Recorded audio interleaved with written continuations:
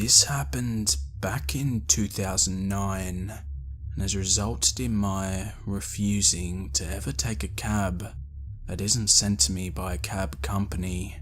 I'm not a big fan of Uber's business practices, but since it's Rise, I use it because now I get a name, a photo, and a license plate number up front. I live in a major city and don't own a car because public transit and Zipcar cover my transportation needs more cheaply and easily. It was the first day that I was to pick up my son from the day camp my ex-husband had picked for him for the summer, and I screwed up and stood at the wrong bus stop to grab the bus that would have taken me there to get my son on time. This was important, both because I'm super uptight about being on time for everything, and because the camp could charge a penalty if I was late for picking up my son. Fair enough, the counsellors have lives too. Having missed the bus, and this being the pre-Uber era, I hauled ass over to a nearby hotel that I knew had a taxi stand. This was a nice hotel in a good part of town. Obama stayed there when he was in our city, so not sketchy in the least. I explained to the taxi driver at the front of the line of the taxis that I needed to get to the YMCA by 6 o'clock in order to pick up my son and that it was very important. He had some trouble finding the location in his GPS, but after some consultation with another driver, we got going. And this is where it gets weird. I was texting with a friend, venting about my own stupidity for going to the wrong bus stop, when the driver tried to engage me in conversation. In our area, a lot of taxi drivers are from Africa, particularly Ethiopia, and this guy had a pretty thick accent, so when he first told me that I needed to rest, I was a little confused, but I assumed he meant that I needed to relax since I was definitely stressed about picking up my son on time. Then he told me that I was beautiful and reached back to touch my bare leg. I moved my leg away, but I didn't tell him off because I was still focused on getting to my son and didn't want to have to be dumped on the street and guarantee that I'd be late. I kept texting with my friend, telling her that he was being creepy and kept telling me that I was beautiful and I needed to rest. I wasn't paying close attention to where we were because I'd never been to that particular YMCA and wouldn't have known if I was going the right direction or not. That is, until he pulled a U-turn and pulled off the street. Then I realized that he was pulling into a sleazy motel parking lot. He reached back to touch me again as I went, "What the fuck? You need to rest." I remember yelling, "Fuck you," and jumping out of the taxi and running through the parking lot and onto the sidewalk he couldn't drive directly onto. I hid in the entrance to a tattoo shop, shaking, until I could pull myself together enough to call my ex-husband, tell him what had happened, and ask him to pick up our son. I wish I could say that I'd been self-possessed enough to get his details, but in the end, all I could tell the police when I called them was that a man with a slim build, a thick accent, driving a yellow cab, had tried to take me to a motel for a rest. So, sleazy taxi driver, let's not meet ever again.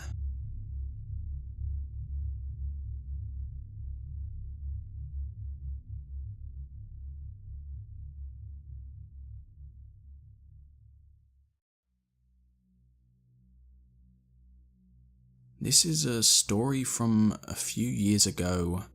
When I was about 19-20, I lived with my then boyfriend in an apartment inside a converted Victorian house. It was about a 2-mile walk from the city centre to the road we lived on.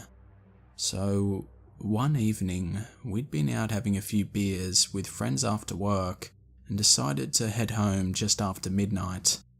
By this time, there were no buses or trains running, so we decided to walk as we were together and the walk didn't take us all that long.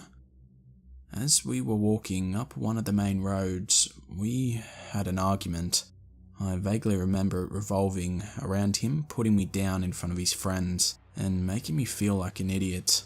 Anyway, he got pissed and stormed off ahead of me. I was really angry myself, so I didn't rush to keep pace with him.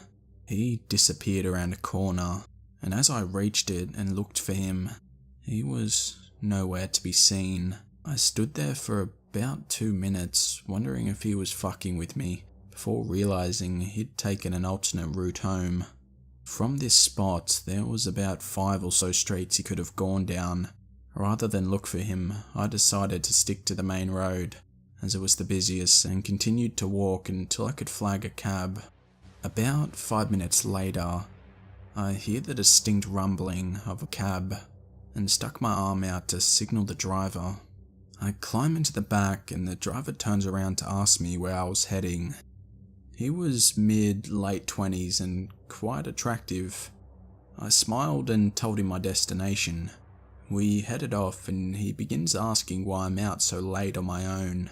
I tell him a watered-down version of the night's events, and he tuts, saying he doesn't understand how my boyfriend could leave such a pretty girl alone at this time, and didn't he know there were weirdos everywhere. Now, this didn't strike me as odd. It was the truth and not something I hadn't heard before, so I sort of chuckled and made an offhand joke about how maybe I was one of the weird ones. It was only a short drive from where the cab picked me up, and we were on my street within 10 minutes. We shared some banter, and he seemed like a decent and honest guy. I asked him to stop outside my apartment, and as I'm fishing for my money, I hear his door open. As I look up, he opens my door, and I think, that's sweet, he's holding the door for me. Nope, he climbs into the back with me and sits down beside me on the seat. So close, his thighs pressed against mine. I hear the locks click into place, fully not expecting this. I just look at him, dumbfounded. His hand slides across and starts to slowly stroke my thigh, as he tells me my boyfriend doesn't know how good he has it, and he should take better care of me. I laugh awkwardly and push his hand away, as I say I'm perfectly capable of taking care of myself. He leans in and brushes my hair away from my neck and whispers, "How about we make a deal? You don't have to pay for the cab, if you..." The sound of his jeans zipper fills the cab as he continues to stroke down the side of my neck and across my shoulder. I'm like a deer caught in headlights at this point. I didn't have a clue what to do or how to get out of this situation. He's telling me I'm beautiful and trying to guide my hand towards his open zipper. I yank my hand away and ask what the fuck he's doing. He snaps at me that I don't need to worry about the cab fare, and he knows I want to. I scoot to the far side of the seat and ask him to let me out. He laughs and tells me not to be silly. It will be fun. I still have one hand in my bag and grasp my hand around the hardback book in there that I'd taken into work to read on my lunch break. I pull it out and tell him to let me out or I'm going to smash the window and scream and make sure everyone on the street hears it. His smile freezes and he's unsure what to do. I tell him there's no way he's going to get off this street without being seen unless he lets me out.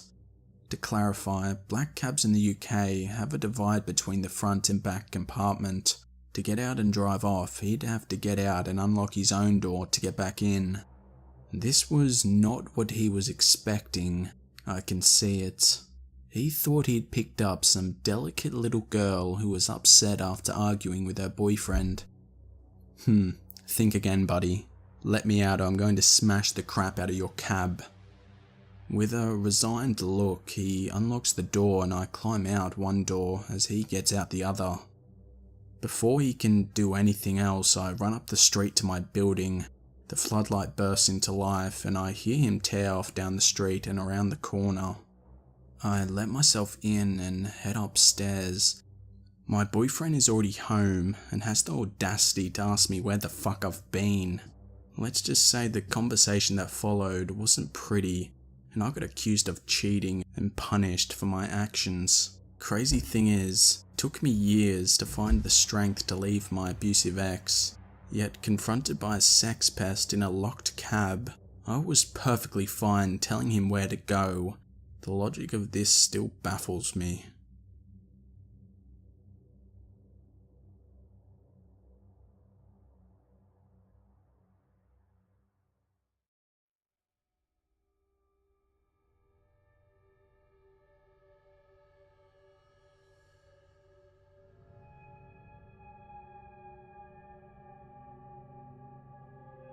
Being a female, I have plenty of people I do not want to meet again. I've been followed out of bars, stared at, etc. I know most guys are not creepy, but it is a fact of life. One night though, things took a far more sinister turn. I was a student at a medium-sized college in the middle of nowhere. It was a Saturday, and my friends and I decided to live up to our school's party school reputation by getting rip-roaring drunk. After closing down the bars, we went to an all-night diner off campus. An hour later, and fully gorged on mac and cheese and french fries, we decided we were sober enough to head home. My friend Rachel, my roommate Caitlin, and myself start to walk back towards the main street of campus. As we turned a corner, we see a white van parked in the glow of a street light. Campus was very quiet by that point, and the only people on the street were the three of us and whoever was in that van. Before we got close to the van, a scruffy man gets out of the driver's seat and walks towards us. "Hey ladies, how are you?" Now, something you need to know about Rachel is that her alcohol tolerance was low, but not as low as her decision-making ability. She was a good time, but sometimes needed to be watched. She decides that stopping to talk to this man is exactly what she wants to do at that moment. The man from the van begins to tell us he is a taxi driver and has had a rough night. He says that if we let him give us a free ride home, he'll be able to end his night better. Rachel is listening to his story and is all about it, but everything about this guy is putting me on edge. He looks to be between 40 or 50, is wearing dirty clothes and has unkempt hair. The taxi is worse. By this time I've noticed that the taxi had not a single marking to indicate it is as such. Every taxi I've ever seen has a million advertisements for themselves all over it, but this one only looks like it's advertising for a rust remover. Taxi man is practically begging to give us a free ride home, and about 5 minutes into the spiel, I see Rachel is seriously considering the proposition. Caitlin was feeling sick, so she had left us by now, and we were alone. I knew no matter what happened, I wasn't leaving Rachel, so I grabbed her by the hand with the idea that I would drag her away if I had to. I look back at the van and notice that the passenger door is opening and another man is getting out. I tell the man no thank you and we quickly walk away. Taxi man starts to yell nonsense at us as I fight the urge to let go of Rachel and take off running. As we pass the taxi, I briefly look inside. There were 2 more men sitting in the back seat. Luckily, there was a male college student who had just turned down the street. With one look, he knew something was wrong and stopped to ask if we were okay. I looked back once more to see the 2 men jumping into their van and driving away. It took Rachel the entire rest of our walk home to fully realise the seriousness of the situation we had just escaped. She never saw the men in the back seat. She was mildly irritated that I'd ruined her chance at a free ride home, even though Caitlin called me hysterical, thinking that we had actually gotten into the men's taxi. It took until I was on the phone with the police telling them the story. We weren't so close after that.